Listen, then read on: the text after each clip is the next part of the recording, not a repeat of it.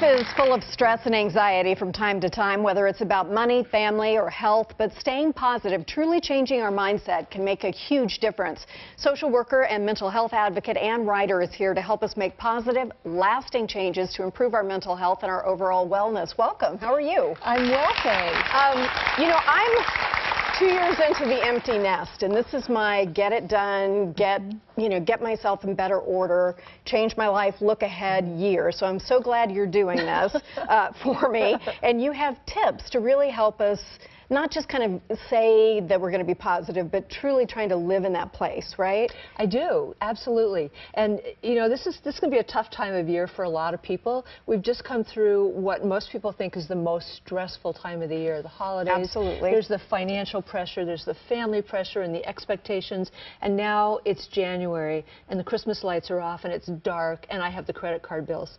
So it's, you know, that time of year when I go, what do I do now just after all this stress? So a lot of people make New Year's resolutions. I don't, because I'm really bad at them. So I learned that I felt worse breaking them than I ever felt when I actually made one. So I decided to get rid of them. And your tips start with one thing that really makes sense to me, and that is to unplug. What do you mean by that?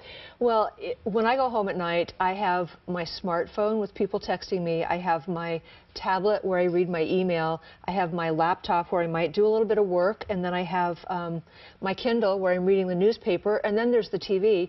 So by the time I go to bed, I'm so overstimulated that I can't sleep. And I also realized that at that point, I haven't really made a connection with anybody. I've sort of been firing off stuff and looking at things with a little piece of my mind.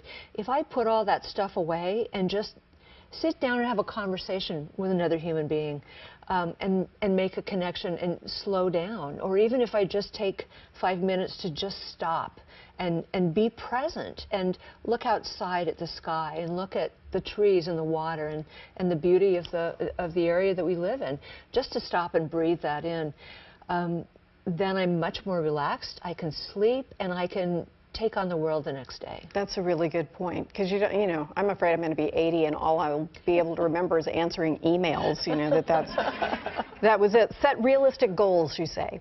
Well, realistic goals are really important, because what I used to do is I would say, oh my gosh, I need to lose 50 pounds.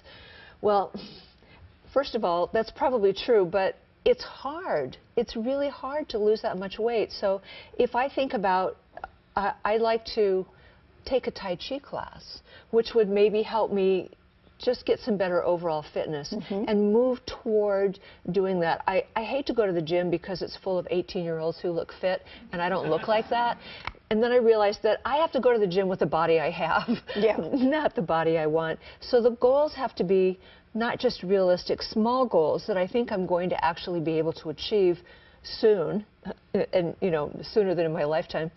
But also, for me, they have to be attached to something that matters. So it can't just be, I'm going to lose 50 pounds and I'm going to do it this slow way. It has to be with some reward at the end that's important to me. So let's say my grandchildren are going to Disneyland next summer, and I really want to go with them, but in my condition, it's hard for me to walk around Disneyland. So I'd like to feel better so I can walk around Disneyland with my grandchildren. That's a positive at the end, instead of a punitive, boy, I need to lose this 50 pounds. Exactly. And your third point is stay inspired. And how do you do that? Because it's, you know, I have those days where I feel inspired, but I wouldn't say that it's just one long, joyous run of happiness for me. I mean, there are, you know, days when I'm not so inspired. It's certainly hard to sustain that inspiration. Having that important goal that keeps us motivated at the end is one help, but it's also important to, first of all, track your progress. So if you're setting little goals, like even something you can do on a daily basis, and make a list of them, then you start crossing them off the list. I get a real feeling of satisfaction when I see that I've accomplished so many things on my list. I have a friend who does that with the servings of fruits and vegetables, and she crosses off that day when she does it, and that's something you have total control over. So it isn't like I lost a pound a day, oh no I didn't. It's, you know, you can actually cross that off every day. And your last point is, I think, a wonderful one. Be willing to ask for help. Absolutely. And asking for help does not have to mean that you go to the hospital or get a counselor. It can just mean that you talk to a friend. I mean, I think that's where we have to start, is that we say, you know, I'm having a tough day. I'm feeling really overwhelmed. I'm feeling sad, and, you know, whatever it is that's going on, just to share it with another human being, because when we do that and we feel like someone else is helping to carry that burden, and it's a little bit lighter for us. One of the things that I do in Pierce County with Optum is that we've been developing peer support in the mental health system. So over 4 years, we've trained 321 people to do peer support. And this is a model in mental health where you don't just go in and talk to a professional with a lot of book learning. You talk to somebody who's really walked through those experiences and is in recovery from those kinds of challenges. And so you really get that sense that it's possible, that things are going to get better, and here's somebody who can really understand me. And is that the Washington Recovery Helpline? Well, the Washington Recovery Helpline is sponsored by the Washington Division of Behavioral Health and Recovery. And if you call the Washington Recovery Helpline, they will hook you up with the number to your local mental health services and their crisis line or their warm line or whoever's available for you to talk to. Wonderful. That's really wonderful. Thank you so much. It's my pleasure. Whether you're facing a serious crisis or just need help getting through a challenging time, help is available. As we mentioned, just call the number on your screen to reach the Washington Recovery Helpline. We'll post this number online along with other helpful resources.